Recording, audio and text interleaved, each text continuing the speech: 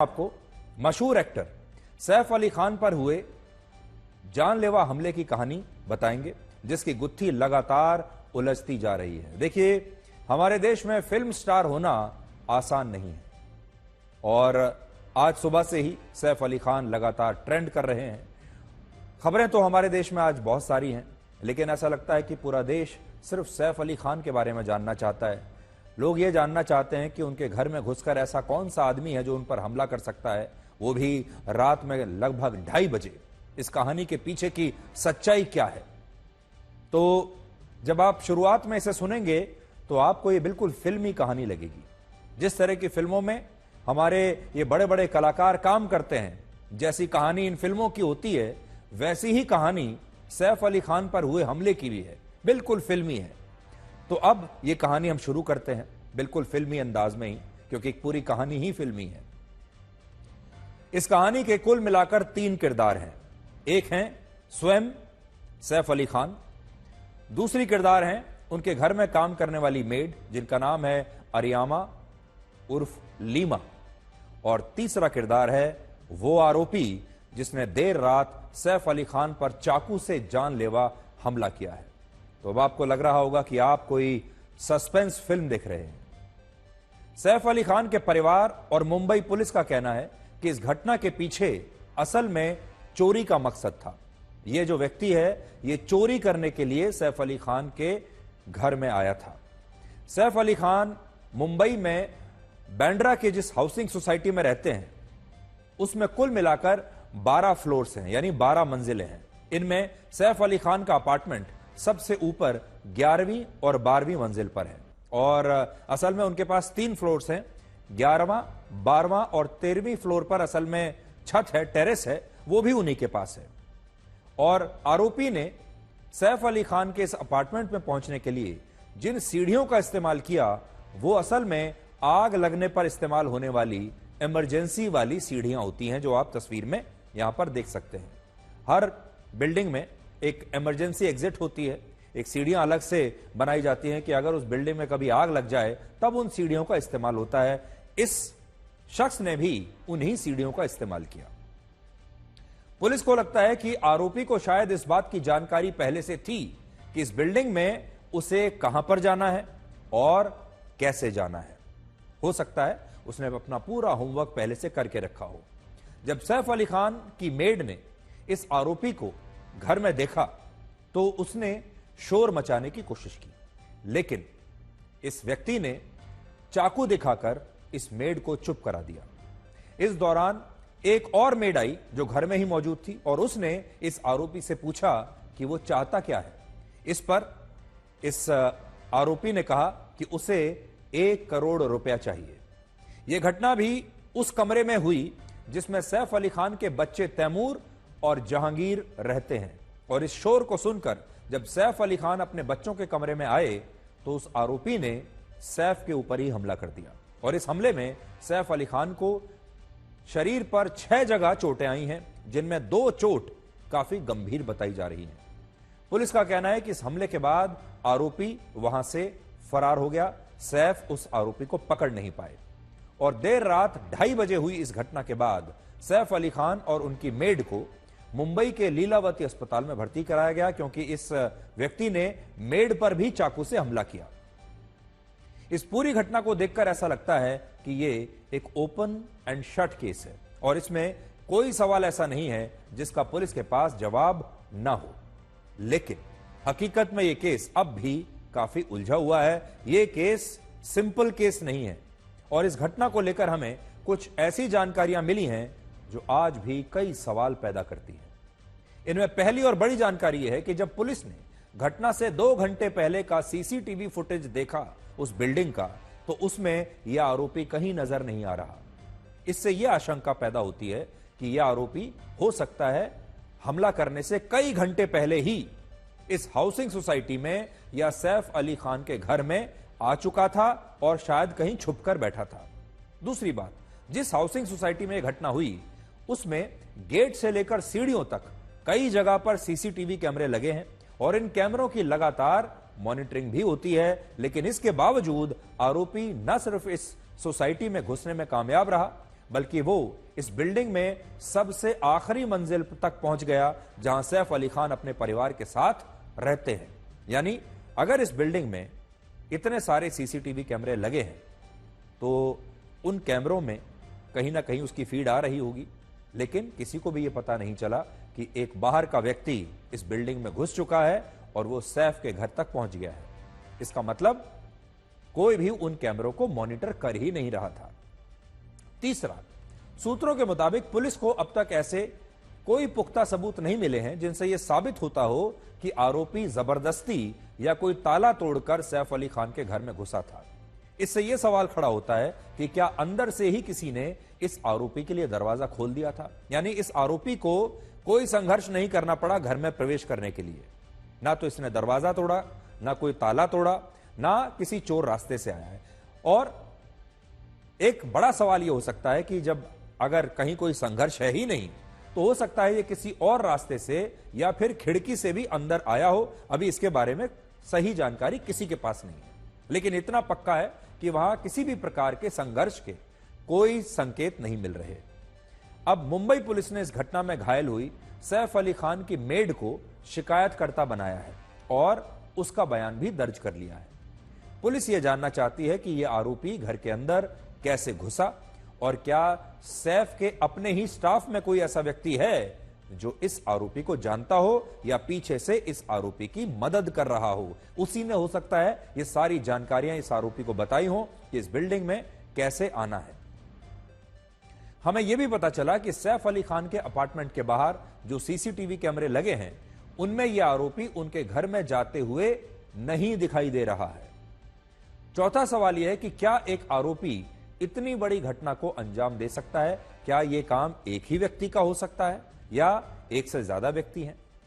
डॉक्टरों के मुताबिक इस घटना में 54 साल के सैफ अली खान को 6 चोटें आई हैं, जिनमें से 2 चोट गंभीर हैं।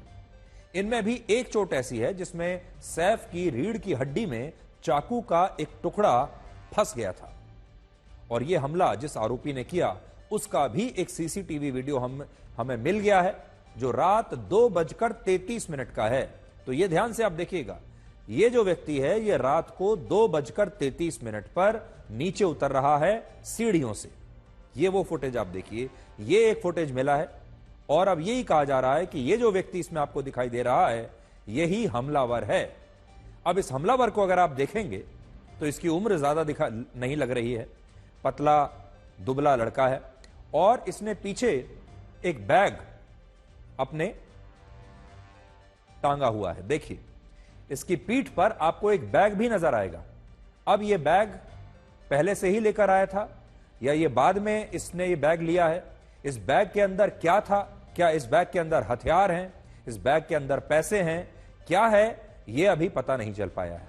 अब आप खुद इस व्यक्ति को देखिए और सोचिए, क्या यह लड़का अकेले सैफ अली खान और उनकी मेड को बुरी तरह से घायल करके वहां से इतनी आसानी से फरार हो सकता है, या इस अपराधी के साथ कोई और भी मिला हुआ था, या फिर इसने वाकई में अकेले ही सैफ अली खान पर हमला किया और बाद में बड़ी आसानी से वहां से फरार हो गया। इसमें यह भी एक चीज पता चलती है कि सैफ अली खान या बाकी के जो हमारे एक्टर्स हैं वो फिल्मों में आपको बहुत 6 पैक एब्स वाले और शक्तिशाली दिखाई देते हैं। वो फिल्मों में तो अकेले एक हमारे बॉलीवुड का हीरो कई लोगों को निपटा सकता है, कई गुंडों की पिटाई कर सकता है, लेकिन ये फिल्म की शूटिंग नहीं है, ये असल जिंदगी है। और इस असल जिंदगी में ये जो लड़का भी आपने देखा, इसने सैफ पर एक नहीं कई वार किए और सैफ इसे रोक नहीं पाए और ये भाग गया। जिस वक्त यह घटना हुई उससे पहले सैफ अली खान की पत्नी करीना कपूर खान घर पर नहीं थी। उन्होंने खुद इंस्टाग्राम पर ही एक स्टोरी शेयर करके यह बताया था कि वो अपनी बहन करिश्मा कपूर और एक और अभिनेत्री सोनम कपूर के साथ एक पार्टी में हैं। पुलिस का कहना है कि इस समय उसका ज्यादा ध्यान इस अपराधी को गिरफ्तार करने पर है। ये थ्योरीज तो बहुत सारी चल रही हैं कि ये अपराधी कौन था, अंदर उस रात को क्या हुआ होगा, क्या इसके पीछे कोई और एंगल भी हो सकता है। हम जानते हैं दिन भर हमारे देश में लोग अलग अलग तरह की बातें करते रहे। बहुत सारे लोग इसमें एक कॉन्स्पिरेसी थ्योरी देख रहे हैं, षड्यंत्र देख रहे हैं, जैसा कि वो अक्सर फिल्मों में देखते हैं। वो लगता है बहुत सारे लोगों को कि कहानी इतनी सिंपल नहीं हो सकती, इसके पीछे जरूर कोई ऐसी बात है जो अभी देश के सामने नहीं आ रही है। और जैसा हमने आपको शुरू में कहा कि हमारे देश में सेलिब्रिटी होना आसान नहीं है। हमारे देश में फिल्म एक्टर, और वो भी हिंदी फिल्मों का एक्टर होना तो बिल्कुल आसान नहीं है, क्योंकि उसके अपने फायदे भी हैं और उसके अपने नुकसान भी हैं। और जो लोग हैं वो हमेशा जब इस तरह की घटना होती है तो उसके पीछे कोई मसालेदार कहानी को ढूंढते हैं। आप में से भी बहुत सारे लोग आज इस घटना के पीछे एक मसालेदार कहानी को ढूंढ रहे होंगे, लेकिन अभी तक वो कहानी मिली नहीं है। आपको जानकर दुख होगा। और अब मुंबई की पुलिस ने इस अपराधी की तलाश के लिए 10 टीमें बनाई हैं, जबकि इस मामले की जांच के लिए उन्होंने अपनी भी 8 टीमें बना दी हैं। और इनमें जो सबसे बड़ा नाम है, जो इन्वेस्टिगेशन चल रही है, उसमें है मुंबई पुलिस के मशहूर एनकाउंटर स्पेशलिस्ट दया नायक। दया नायक खुद भी उनमें से एक टीम में शामिल हैं। और दया नायक, आप जानते हैं, मुंबई पुलिस में एक बहुत बड़ा नाम है। उन्हें एनकाउंटर स्पेशलिस्ट माना जाता है और वो इस तरह के केसेस को सॉल्व करने में बड़े माहिर हैं। तो आप ये समझिए कि बिल्कुल फिल्मी कहानी है, किरदार सारे फिल्मी हैं, कहानी बिल्कुल फिल्मी है, जो पात्र आपको दिखाई दे रहे हैं, जो घटनाक्रम है, वो सब ऐसा है जैसे आपको लगता है जैसे आप कोई फिल्म देख रहे हैं। और अब इस फिल्म में एक पुलिस इंस्पेक्टर की एंट्री होगी और फिर ये फिल्म 3 घंटे तक चलती जाएगी और आखिर में पुलिस आपको बताएगी कि असली अपराधी कौन है।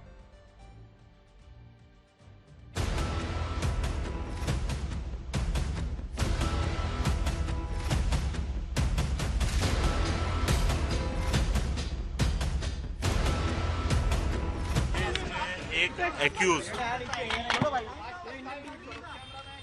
एक्टर के घर पे गया था, ऐसा इन्वेस्टिगेशन में पता चला है। एक्यूज फायर एस्केप का यूज करके इनके घर पे गया था, ये भी पता चला है। अभी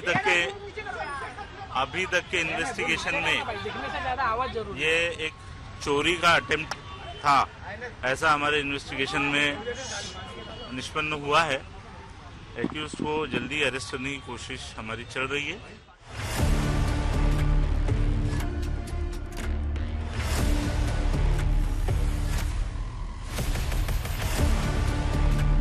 उनका ऑपरेशन, मिस्टर सैफ अली खान का ऑपरेशन अच्छे से हो गया है। उनका न्यूरो सर्जरी और प्लास्टिक सर्जरी दोनों कंप्लीट हुआ है और उनको ऑपरेशन थिएटर से हमने आईसीयू में शिफ्ट किया है for 1 day observation. After that we'll decide tomorrow. Right now it is looking absolutely fine. He is on recovery path. The recovery should be 100% as per our initial understanding. Sir, तो दो एकदम गहरी चोटें हैं, 2 intermediate है और 2 abrasion जैसा है, जैसा खरोच से कैसे आ जाता है तो चाकू का नोक से ऐसा खरोच से आ गया है। इतना बड़ा 2.5 इंच का चाकू का पीस अंदर स्पाइन से हमने निकाला है।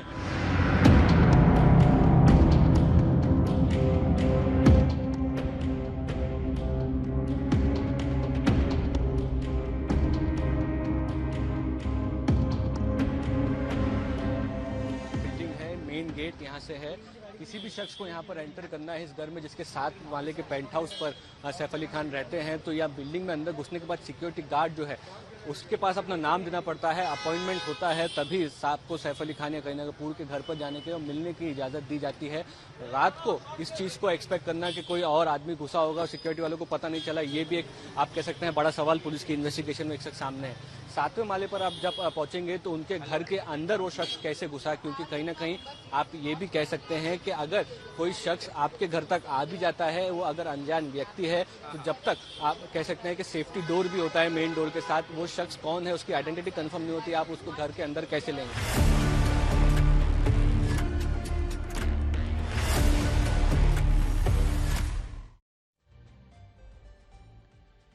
तो हमारे देश के जो लोग हैं, जो अपने मेहनत की कमाई से टिकट लेकर सिनेमा हॉल में बड़े बड़े फिल्म स्टार्स को देखने के लिए जाते हैं, सैफ अली खान जैसे एक्टर्स को, बड़े बड़े हीरोज को, नायकों को देखने के लिए जाते हैं, उनमें उनकी लार्जर देन लाइफ छवि देखते हैं जिसमें ये बड़े बड़े फिल्म स्टार्स अकेले ही न जाने कितने गुंडों को, अपराधियों को उन पर ये भारी पड़ जाते हैं। आज वो लोग बड़े हैरान हो रहे हैं कि क्या इतने बड़े बड़े एक्टर्स के घर में भी चोरी हो सकती है।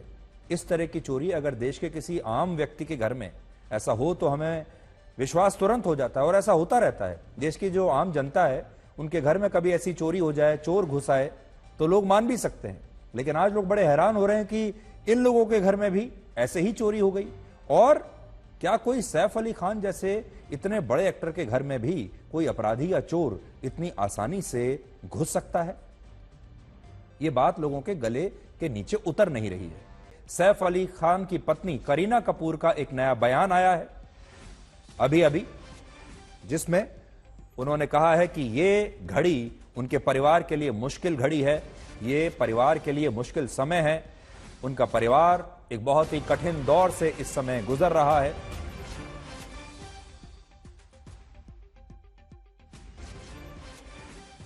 उन्होंने इंस्टाग्राम पर लिखा है कि मुश्किल समय में साथ देने के लिए सबका आभार, ऐसा उन्होंने लिखा है। और परिवार के लिए ये एक मुश्किल समय है।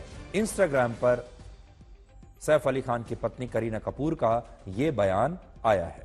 5 बड़ी बातें इस घटना से जुड़ी कौन सी हैं जो बहुत हैरान करने वाली बातें हैं। तो जब हमने सारी जानकारियों को इकट्ठा किया, उसको फिल्टर किया, उसको ध्यान से समझा, तो कुछ बातें बड़ी हैरान करने वाली हैं। पहली बात तो यह है कि सैफ अली खान इतने बड़े फिल्म स्टार हैं, लेकिन इसके बावजूद उनके घर के अंदर एक भी सीसीटीवी कैमरा नहीं लगा था। तो यह एक बड़ी बात है। अब सोचिए, क्या सैफ अली खान को खुद अपनी सुरक्षा की चिंता नहीं है? हमारे देश में सीसीटीवी कैमरा अपने घर में लगाना अब एक बड़ी आम सी बात है। मिडिल क्लास के जो लोग हैं वो भी अब आजकल जो दफ्तर जाते हैं, पीछे से अपने घर पर नजर रखने के लिए सीसीटीवी कैमरा लगाकर रखते हैं। लेकिन सैफ अली खान जैसे इतने बड़े सेलिब्रिटी, जिस घर में इतने बड़े बड़े 2 सेलिब्रिटी रहते हों, खुद सैफ अली खान इतने बड़े फिल्म स्टार और दूसरे उनकी पत्नी करीना कपूर खान, और उनके 2 छोटे छोटे बच्चे हैं, लेकिन इसके बावजूद उनके घर में सीसीटीवी कैमरा नहीं लगा था। अब आप सोचिए, आज अगर उनके घर में सीसीटीवी कैमरा लगा होता तो पुलिस को 1 मिनट में यह पता चल जाता कि पूरा घटनाक्रम कैसे हुआ, कौन उनके घर में आया, यह पूरी घटना कैसे हुई, क्योंकि सब कुछ कैमरे में रिकॉर्ड हो चुका होता। आज सैफ अली खान बड़े पछता रहे होंगे कि उन्होंने अपने इस घर में सीसीटीवी कैमरा क्यों नहीं लगाया। अब इसका क्या कारण हो सकता है? इतने बड़े आदमी, पैसे की तो कोई कमी नहीं थी, इसलिए ये तो कारण हो ही नहीं सकता। कुछ और कारण रहा होगा जो पैसे से अलग है। हो सकता है निजी कारणों से उन्होंने ना लगाया हो सीसीटीवी कैमरा। हो सकता है अपनी प्राइवेसी को ध्यान में रखकर उन्होंने सीसीटीवी कैमरा ना लगाने के बारे में यह फैसला किया हो, क्योंकि जिस घर में इतने बड़े बड़े सेलिब्रिटीज रहते हैं, उस घर में जो सीसीटीवी कैमरा रहता है वो भी एक बहुत ज्यादा संवेदनशील चीज बन जाती है। उसका कोई वीडियो बाहर निकल आए तो बहुत सारी चीजें सोचनी होती हैं। लेकिन बड़ी बात यह है कि सैफ के घर में सीसीटीवी कैमरा नहीं था। अगर होता तो अब तक यह पूरा केस सॉल्व हो चुका होता। दूसरी बात, जिस बिल्डिंग में सैफ रहते हैं उस बिल्डिंग में सुरक्षा को लेकर बहुत ही कम इंतजाम है। इस बिल्डिंग में एक इंटरकॉम तक नहीं है, जो कि बिल्डिंग्स में जरूरी होता है, जिससे बाहर से आने वाले लोगों की जानकारी अपार्टमेंट में रहने वाले लोगों को दी जा सके। तो एक पुलिस का यह कहना है, जब हमने बात की तो हमें यह पता चला कि इस बिल्डिंग में सिक्योरिटी के जो अरेंजमेंट्स थे, यानी सुरक्षा के जो इंतजाम है, वो बहुत ही खराब थे। जिस बिल्डिंग में ऐसे सेलिब्रिटीज रहते हों उस बिल्डिंग में सुरक्षा के अच्छे इंतजाम होने चाहिए थे, लेकिन इस बिल्डिंग में सुरक्षा का कोई इंतजाम नहीं था। एक वॉचमैन नीचे बैठा है जो ना तो आने जाने वाले लोगों के नाम रजिस्टर में नोट कर रहा है, ना उन पर नजर रख रहा है, ना ही अगर कोई बाहर से व्यक्ति आया है उसे लेकर वो किसी परिवार से, फैमिली से पूछता है कि भाई ये आदमी आया है, इसे ऊपर भेजना है या नहीं। अब आप सोचिए कितने कमजोर सुरक्षा व्यवस्था के तहत सैफ अली खान और उनका परिवार इस बिल्डिंग में रह रहा था। ना अपने घर में सीसीटीवी है और बिल्डिंग का जो सुरक्षा व्यवस्था है वो तो है ही बिल्कुल बेकार। तीसरी बात, पुलिस को इस घटना की जानकारी रात 3 बजे के आसपास अस्पताल से मिली और सैफ अली खान के परिवार ने पुलिस को तब तक फोन करके इस घटना के बारे में नहीं बताया था। इसके अलावा जब सैफ अली खान घायल हुए तब उनके घर में एक भी ड्राइवर मौजूद नहीं था जो कि उन्हें अस्पताल भी ले जा सके। और इसी वजह से सैफ अली खान के बेटे, बड़े बेटे इब्राहिम को वहां पर बुलाया गया। और क्योंकि इब्राहिम या करीना कपूर खान इलेक्ट्रिक गाड़ी चलाकर अस्पताल नहीं जा सकते थे, क्योंकि सैफ के पास एक इलेक्ट्रिक कार है और उस कार को ना तो उनके बेटे चलाना जानते हैं, क्योंकि उस कार में जो फंक्शंस थे, फीचर्स हो सकता है वो उसके बारे में ना जानते हो, तो यानी ना तो कोई ड्राइवर था और कार ऐसी थी जिसे वो चलाना जानते नहीं थे। इसलिए एक ऑटो रिक्शा में सैफ अली को बैठाकर लीलावती अस्पताल उनका परिवार लेकर गया। तो बड़ी बात यह है कि पुलिस को सूचना नहीं दी गई। पुलिस को सूचना जो पहली मिली है वो अस्पताल से मिली है कि सैफ अली खान घायल अवस्था में यहां पर आए हैं। और ये एक स्टैंडर्ड प्रोटोकॉल होता है, जब इस तरह की कोई घटना होती है और किसी भी व्यक्ति को अस्पताल में ले जाया जाता है घायल अवस्था में, तो अस्पताल से पुलिस को फोन किया जाता है, सूचना दी जाती है। इसलिए बहुत सारे लोग ये कह रहे हैं कि यह सूचना पुलिस को परिवार ने क्यों नहीं दी, लेकिन इस पर हमारा कहना यह है कि जब सैफ अली खान उस समय घायल हुए हैं, जो उन्हें गंभीर चोटें आई हैं, खून बह रहा है, उस समय परिवार क्या सोचेगा? परिवार यह सोचेगा कि पहले पुलिस को बताएं, या परिवार यह सोचेगा कि पहले उनकी जान बचाएं? और किसी भी परिवार की तरह उनके परिवार ने भी यही सोचा होगा कि पहले उन्हें जल्दी से जल्दी अस्पताल लेकर जाएं, उनकी जान बचाएं, पुलिस को बाद में बता देंगे। और वही हुआ भी।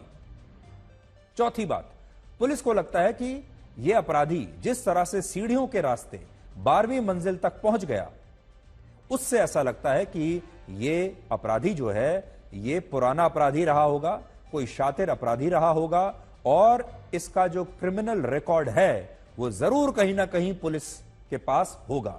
यानी ये कोई हिस्ट्री शीटर जरूर रहा होगा। अगर वो इतने आसानी से 12वीं मंजिल तक पहुंच गया है और फिर आप देखिए उतनी आसानी से नीचे भी जा रहा है, कोई बहुत ज्यादा शिकन नहीं है उसके चेहरे पर। और बड़ी बात आप ये भी देखिए कि वो यहां से निकल भी गया और बिल्डिंग में जो गार्ड है उसने उसे रोकने की कोशिश तक नहीं की। जैसे ये व्यक्ति आया अपराधी, जितनी आसानी से उतनी ही आसानी से अपराधी सैफ को घायल करके वहां से चला भी गया। रोकने वाला कोई नहीं है। तो हो सकता है ये कोई शातिर अपराधी हो। अगर ये शातिर अपराधी है तो इसका कुछ ना कुछ रिकॉर्ड पुलिस के पास होगा और तब इसे पकड़ना पुलिस के लिए काफी आसान हो जाएगा। अब आप ये देखिए, जैसा मैंने आपको कहा कि आज खबरें तो बहुत सी हैं, लेकिन सारे लोग आज सैफ के बारे में ही जानना चाहते हैं। और सैफ अली खान के साथ साथ बैंड्रा भी आज ट्रेंड कर रहा है। बैंड्रा वो जगह है जहां पर सैफ अली खान रहते हैं। मुंबई में एक जगह का नाम है बैंड्रा। मुंबई वाले तो बहुत अच्छी तरह से जानते हैं। और ये बैंड्रा वो इलाका है जिसमें मुंबई के बड़े बड़े लोग, बड़े बड़े सेलिब्रिटीज, फिल्म स्टार्स रहते हैं। सैफ अली खान पर यह हमला उनके जिस घर पर हुआ वो घर बैंड्रा इलाके में ही है। इससे पहले इसी बैंड्रा में 12 अक्टूबर 2024 को पूर्व विधायक और सलमान खान के बड़े करीबी दोस्त बाबा सिद्दीकी की हत्या हुई थी। बाबा सिद्दीकी की हत्या से पहले इसी बैंड्रा में सलमान खान के घर के बाहर लॉरेंस बिश्नोई के गैंग ने गोलियां चलवाई थी। वो भी, सलमान खान भी इसी इलाके में रहते हैं।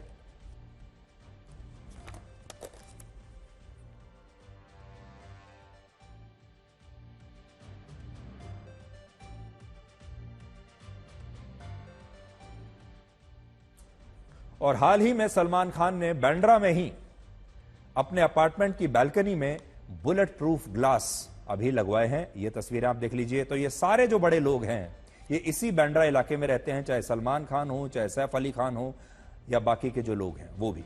और यही कारण है कि लोग आज सोशल मीडिया पर ये लिख रहे थे कि ये सारी घटनाएं बैंड्रा में ही क्यों हो रही हैं। अब देखिए बैंड्रा इलाके में कौन कौन रहता है। बड़ा वीआईपी इलाका है ये। यहां पर शाहरुख खान रहते हैं, आमिर खान रहते हैं, रणबीर कपूर रहते हैं, संजय दत्त यहां पर रहती हैं, मशहूर अभिनेत्री रेखा और उनके जैसे और कई बड़े फिल्म स्टार और सेलिब्रिटीज इसी बैंड्रा इलाके में रहते हैं। और अब इसी वजह से बैंड्रा आज ट्रेंड कर रहा है। और ये सारे जो आप देख रहे हैं सेलिब्रिटीज और बड़े फिल्म कलाकार, इनमें से बहुत सारे लोगों ने आज लिखा है कि भाई बांद्रा जो है असुरक्षित होता जा रहा है, बांद्रा में कानून व्यवस्था इतनी खराब क्यों होती जा रही है, इन्हें बांद्रा में रहते हुए अब डर लग रहा है और अब इस घटना पर राजनीति भी शुरू हो गई है। ऐसा कैसे हो सकता है कि हमारे देश में ऐसी कोई घटना हो और उस पर नेता ना कूद पड़े उसमें और राजनीति ना हो। तो अब विपक्ष के नेता यह आरोप लगा रहे हैं कि मुंबई में रहने वाले बड़े बड़े फिल्म अभिनेताओं को डराकर यहां से फिल्म इंडस्ट्री को खत्म करने की एक साजिश रची जा रही है ताकि ये सारे जो एक्टर्स हैं ये खुद ही डर के यहां से भाग जाए। तो वे रात को घर के अंदर घुस के कोई चाकुओं से हमला कर दे तो ये वहां की राज्य सरकार और केंद्र सरकार के ऊपर बहुत बड़े प्रश्न चिन्ह खड़ा करता है। इसका मतलब दोनों सरकारें लोगों को सुरक्षा देने में नाकाम रही हैं और बॉम्बे के अंदर ये पहला इंसिडेंट नहीं हो रहा। इसके पहले सलमान खान के यहां शूट आउट हुआ, बाबा सिद्दीकी का मर्डर कर दिया गया। बाबा सिद्दीकी तो इन्हीं के एनडीए के पार्टनर हैं, उनका मर्डर दिन दहाड़े मर्डर कर दिया गया।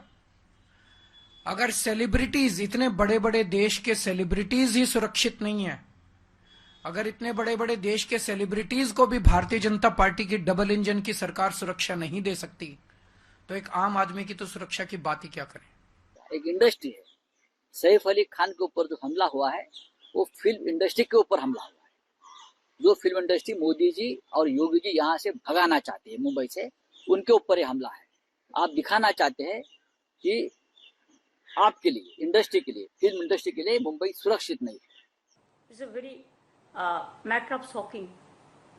जो कल्पिट्स है उसको अरेस्ट करना immediate and to take strong action against the culprits. कि देखिए शर्मिला दी तो टेगर फैमिली का है, शर्मिला ठाकुर को हम लोग कितना इज्जत करते हैं, इवन हिज होल फैमिली। हम चाहते हैं कि इसको इंसाफ मिले। यहाँ पर आए दिन इस तरह की घटना होना ये साफ दिखाता प्रशासन का टोटल फेलियर है। पहले सलमान खान के घर पे फायरिंग हुई, उसके बाद बाबा सिद्दीकी को गोली मार के हत्या कर दी गई और अब रात को 2:30 बजे के करीब एक अज्ञात हमलावर चाकू लेकर घर में घुस जाता है, सैफ अली खान जैसे स्टार के ऊपर अटैक करता है, उनको 6 बार उनको वार लगता है, हॉस्पिटल में उनका इलाज चल रहा है। तो ये किस दिशा के अंदर जा रहे हैं? मतलब लोगों के दिल में डर, खौफ सब खत्म हो चुका है, पुलिस का किसी को डर ही नहीं है। जिस तरीके से सर्वाधिक लोकप्रिय जो हमारे सलमान फिल्म एक्टर हैं, उनकी रेकी होना, उनके घर के सामने फायरिंग होना, फिर ये घटना, फिर इसके अलावा एक पूर्व विधायक पर जिस तरह हमला हुआ, सब कुछ मिला के ऐसा लगता है कि बंबई में कोई सुरक्षित नहीं है। असं वाटतं की देशातल्या मेगा सिटीमध्ये सर्वात सुरक्षित मुंबई आहे। हे खरं आहे की कधी कधी काही घटना घडतात, त्याला गंभीरतेने देखील घेतलं पाहिजे, पण केवळ त्या घटनांमुळे मुंबई असुरक्षित आहे असं म्हणणं हे याकरता योग्य होणार नाही की याने मुंबईची प्रतिमा देखील खराब होते, पण ते अधिक सुरक्षित राहिलं पाहिजे या दृष्टीनं निश्चित सरकार प्रयत्न करेल।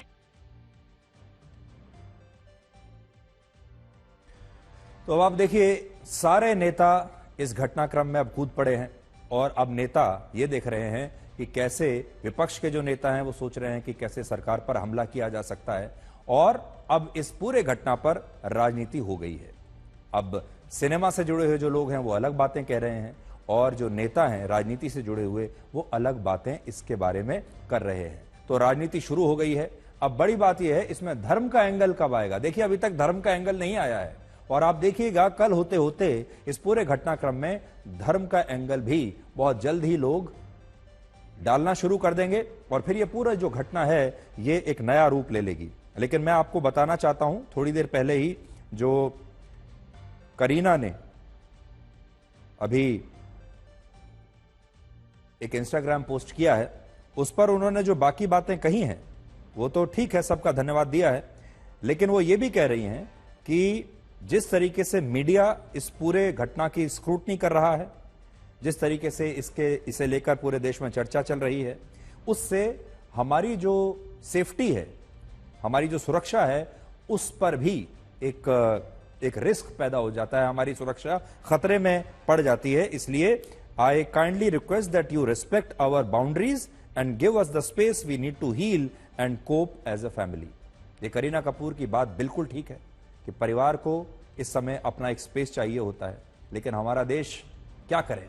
हमारे देश में जब इस पूरे घटना पर सारे नेताओं ने ही राजनीति करनी शुरू कर दी है, मुख्यमंत्री मैदान में कूद कर आ गए हैं, तो अब आप सोच सकते हैं कि और आगे क्या इसके बारे में कहा जाए। और आपको याद होगा अभी थोड़े दिन पहले ही करीना कपूर और सैफ अली खान अपने पूरे परिवार के साथ प्रधानमंत्री मोदी से दिल्ली में भी मिलने के लिए आए थे। तब उनका एक वीडियो भी जारी किया गया था, अगर आपको याद हो। वो तस्वीरें भी आज हम थोड़ी देर में आपके साथ शेयर करेंगे। ये वो तस्वीरें हैं जो मेरे ख्याल से जो लेटेस्ट उनका जो सबसे नया वीडियो है सैफ का, वो यही है जब कपूर खानदान दिल्ली में आया था राज कपूर को लेकर होने वाले एक समारोह में प्रधानमंत्री मोदी को आमंत्रित करने के लिए। और तब प्रधानमंत्री मोदी पूरे कपूर खानदान से मिले थे, जिसमें सैफ अली खान भी मौजूद थे, उनकी पत्नी करीना कपूर खान भी इस दौरान मौजूद थीं। और इन सब लोगों की प्रधानमंत्री मोदी के साथ काफी देर तक बातचीत हुई थी। उसकी तस्वीरें भी जारी की गई थी, उसका वीडियो भी जारी किया गया था। और उसके कुछ ही दिन के बाद अब सैफ अली खान एक अलग वजह से खबरों में आ गए हैं, खबरों में बने हुए हैं। अभी कुछ नई तस्वीरें भी आई हैं जो मुंबई से आई हैं। सैफ अली खान के घर के बाहर से जो तस्वीरें आई हैं, लगातार पूरे देश का ध्यान, पूरे देश के मीडिया का ध्यान इन्हीं तस्वीरों पर है। और ये तस्वीरें भी हम आपको अभी दिखाएंगे, नई ताजा तस्वीरें जो आ रही हैं, ये देखिए। असल में अगर आप इस घर को देखेंगे, मैं बड़ी स्क्रीन पर आपको दिखाता हूं। ये जो घर है इसकी खासियत ये है, ये जो बिल्डिंग है इसमें एक फ्लोर पर एक ही मकान है, हर फ्लोर पर एक मकान है। और इसमें 11वां और 12वां फ्लोर जो है वो सैफ के पास है, और 13वें फ्लोर पर इस बिल्डिंग की छत है, वो भी सैफ के परिवार के पास ही है। और यहीं से आप देखिए, हमने अलग रंग से उस अपार्टमेंट को दिखाया है जहां पर सैफ रहा करते थे। और ये बिल्डिंग कहने को तो बहुत बड़ी दिखती है, बहुत पॉश दिखती है, मुंबई के बांद्रा इलाके में है, लेकिन इसकी जो सुरक्षा व्यवस्था है वो बहुत ही कमजोर थी। आपको महाकुंभ लेकर चलते हैं और आपको यह बताएंगे कि हमारे देश के विपक्षी नेता महाकुंभ के आंकड़ों को फर्जी क्यों बता रहे हैं। समाजवादी पार्टी के अध्यक्ष अखिलेश यादव ने सरकार के उन आंकड़ों को फर्जी बताया है जिनमें 13 और 14 जनवरी को 5 करोड़ लोगों ने महाकुंभ में पवित्र स्नान किया था। अखिलेश यादव का कहना है कि किस सरकार ने इन आंकड़ों को जारी किया है, और इन आंकड़ों को जारी करने से पहले लोगों को कोई गिनती नहीं की गई। और अब भी दूसरे राज्यों और जिले से प्रयागराज में जो ट्रेनें आ रही हैं वो सारी ट्रेनें खाली चल रही हैं। और ये जो संख्या उत्तर प्रदेश की योगी सरकार बता रही है अपनी सफलता दिखाने के लिए, ये आंकड़े गलत हैं। कुछ ट्रेनें खाली आ रही हैं, सुनने में आया गोरखपुर वाली खाली ट्रेन गई है पूरी, और नहीं मानते भी वीडियो दिखा सकता हूं मैं आपको। नहीं, वो छोड़िए, हम उन पे चर्चा नहीं करना चाहते, लेकिन ये बात मोटी मोटी मान लीजिए कि बीजेपी का हर आंकड़ा फर्जी है। प्रयागराज में जब भी कुंभ, अर्धकुंभ, पूर्ण कुंभ और महाकुंभ का आयोजन हुआ है, तब इसमें देश भर से हमेशा ही करोड़ों लोगों ने हिस्सा लिया है। लेकिन यह पहली बार है जब विपक्षी नेता इस आयोजन में आने वाली भीड़ के आंकड़ों के भी सबूत मांग रहे हैं और इन आंकड़ों पर भी शक जता रहे हैं। वर्ष 2013 में जब खुद अखिलेश यादव उत्तर प्रदेश के मुख्यमंत्री थे और प्रयागराज में 12 वर्षों के बाद पूर्ण कुंभ हुआ था, तब उसमें भी 55 दिनों में 12 करोड़ लोग शामिल हुए थे।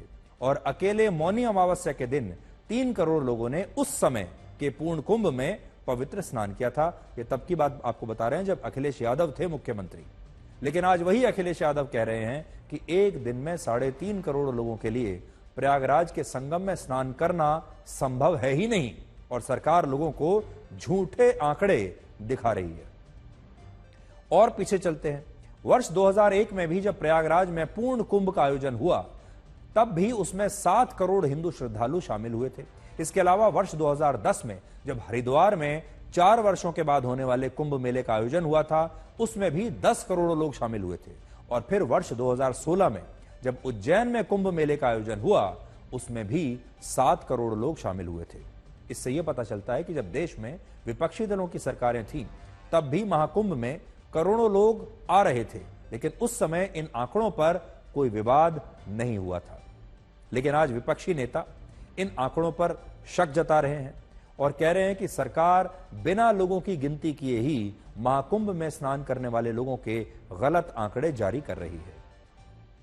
कल हमने आपको रिपोर्ट दिखाई थी और आपको बताया था कि सरकार आर्टिफिशियल इंटेलिजेंस और ड्रोन्स की मदद से भीड़ के घनत्व का अनुमान लगाकर महाकुंभ में हर रोज आ रहे हिंदू श्रद्धालुओं की गिनती कर रही है और आज भी सरकार ने ये नए आंकड़े जारी किए हैं।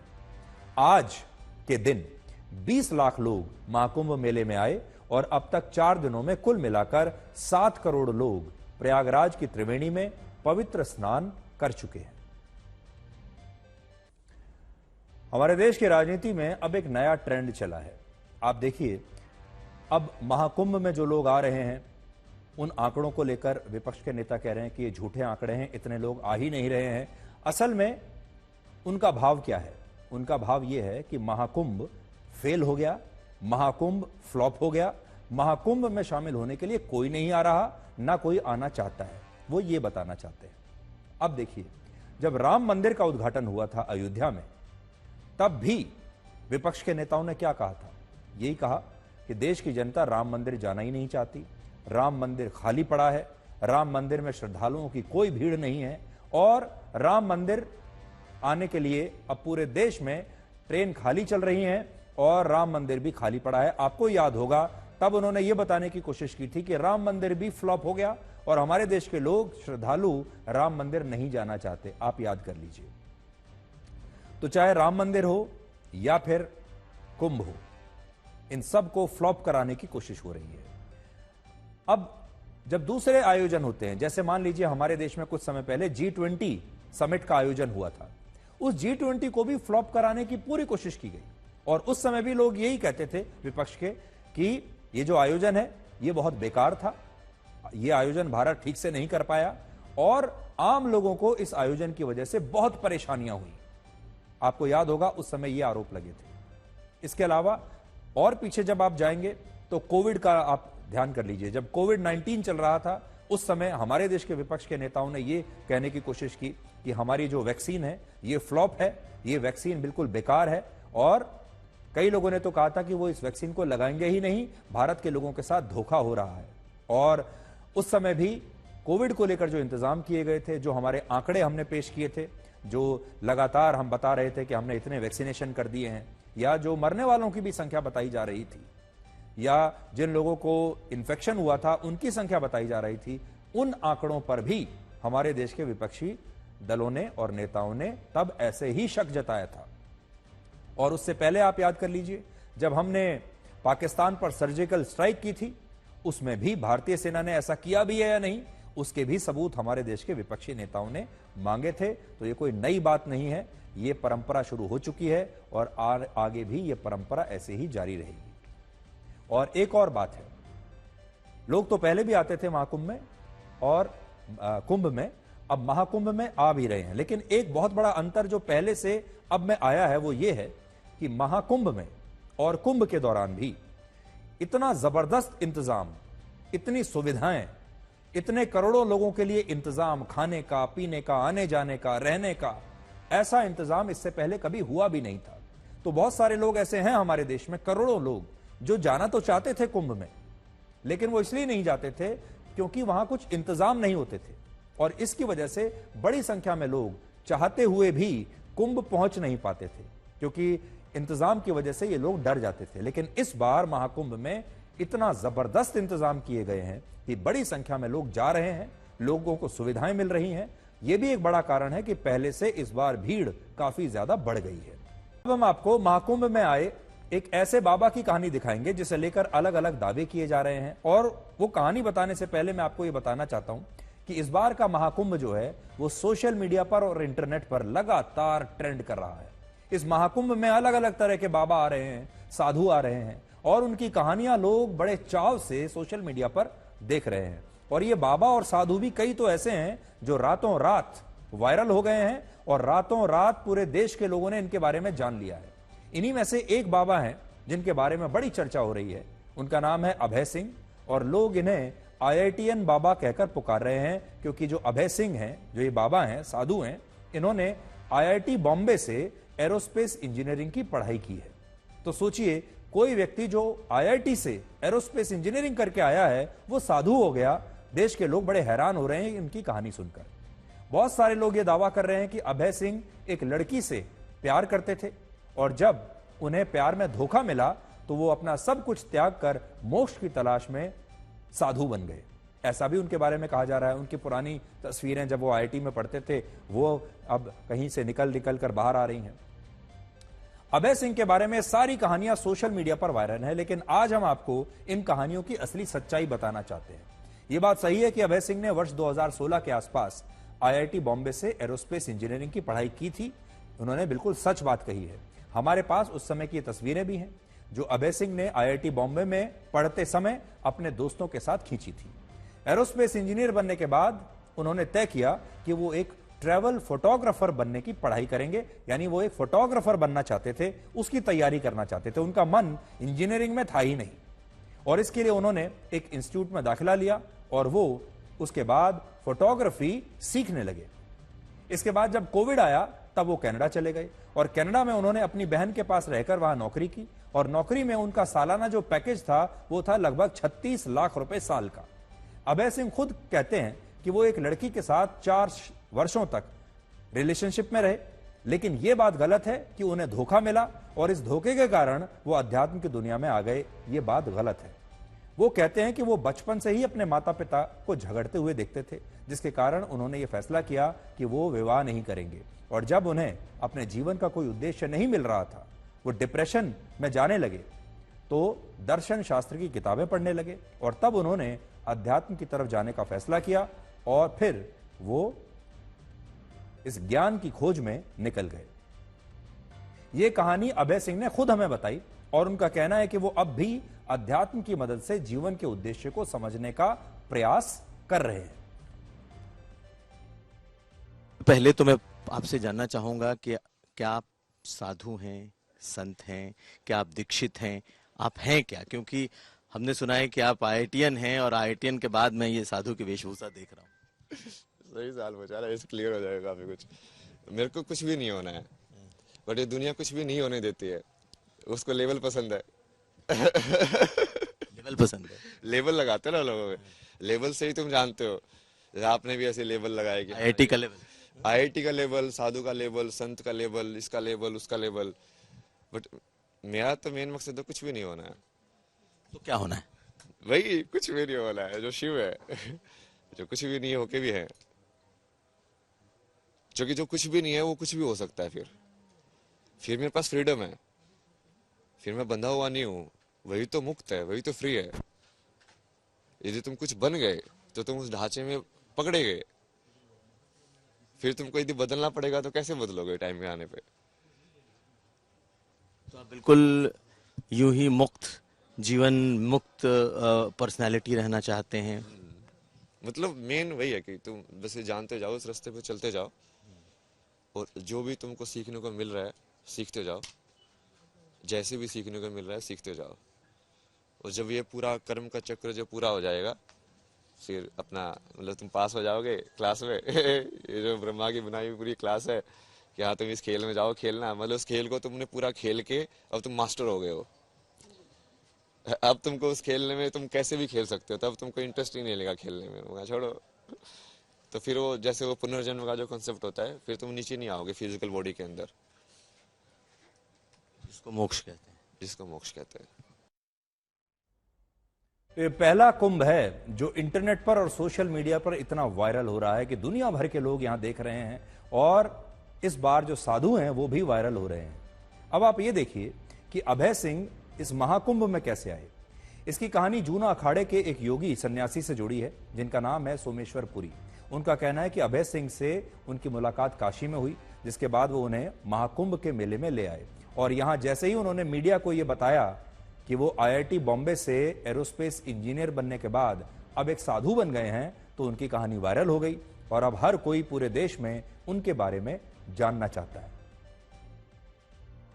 Went through the grind of acquiring the highest available, one of the highest available in the world, not only India में नहीं, विश्व में IIT का क्वालिटी है। वो IITO में भी सबसे top ranking one Bombay IIT, उसमें भी he was in the first 500 or 600 ranker, coming from a small area, and 11वीं तक इसको ये भी पता नहीं IIT हाई बोल के, फिर IIT में घुस धन बोल के फर्स्ट अटेम्प्ट में। मैं समझ गया उसका, ये सब समझ में आ जाता है। ये जिंदगी भी बड़ी अजीब होती है। जरा सोचिए, अगर अभय सिंह IIT बॉम्बे से पढ़ाई करने के बाद आज किसी बड़ी कंपनी में एक नौकरी कर रहे होते तो शायद उनके बारे में कोई नहीं जानता, चाहे कितने भी सफल हो गए होते, अच्छे घर में रहते, अच्छी तनख्वाह पा रहे होते, अच्छा परिवार होता, तब भी शायद आप उनकी ये कहानी जानने में कोई दिलचस्पी नहीं दिखाते। लेकिन ये सब छोड़ने के बाद अब उनकी कहानी वायरल हो रही है और अगर वो कोई बहुत बड़ा इनोवेशन भी कर लेते, कोई बहुत बड़ी खोज भी कर लेते, तब भी इस देश के लोग उनके बारे में जानना नहीं चाहते। अब देखिए कि अभय सिंह का परिवार उनके बारे में क्या कहता है। अभय सिंह के पिता कर्ण सिंह पेशे से एक वकील हैं, वो हरियाणा में रहते हैं और उनका कहना है कि अभय सिंह जब डिप्रेशन में थे तब उन्होंने इलाज भी उनका करवाया और उस समय डॉक्टरों ने उन्हें यह बताया कि वो डिप्रेशन से निकलकर अध्यात्म की तरफ जा रहे हैं। लेकिन इसके बाद अभय सिंह ने अपने परिवार से सारे संपर्क तोड़ लिए, अपने पिता और परिवार के बाकी लोगों के फोन नंबर को ब्लॉक कर दिया और उनका परिवार आज भी उनके घर लौटने का इंतजार कर रहा है। मैं तो अब भी चाहता हूं अब वो घर आकर के अपना संभाले और भाई अपना काम करे, परंतु अब उसके दिल पर ठेस लगेगी कि भाई पापा अब भी मतलब ये है कि मुझे उसी सांसारिक जीवन में फंसाना चाहता है, और वो हो सकता है ना फंसाना चाहता हो तो फिर वो ज़्यादा बढ़िया नहीं रहेगा, ज़्यादा प्रेशर उस पर डालने का, क्योंकि प्रेशर तो से बड़ा कटता था। वो कोई बात बार बार करके प्रेस करोगे तो उससे वो बड़ा बेचैन होता था, तो मैं भी ज़्यादा बार उसको नहीं कहा करता। उसकी माँ की क्या मनोदशा है? माँ की तो मनोदशा देखो, इतनी खुश तो क्या होगी वो, अगर भाई जिसका एक बेटा वो सन्यासी बन जाए। अभय सिंह को देखकर आपके दिमाग में एक बात जरूर आएगी, वो कितने खुश हैं, वो कितने प्रसन्न हैं, उनके चेहरे पर लगातार मुस्कुराहट रहती है। मैं जरा सा आपको फिर से दिखाता हूं, और वो कहते हैं कि वो बिल्कुल आजाद हैं। एक व्यक्ति को इससे ज्यादा जीवन में क्या चाहिए? सब खुश रहना चाहते हैं, वो खुशी अभय सिंह के पास है। आप देखिए, वो लगातार मुस्कुराते रहते हैं, लगातार आपको प्रसन्न दिखाई दे रहे हैं, जबकि उनके पास कोई भौतिक वस्तु नहीं है।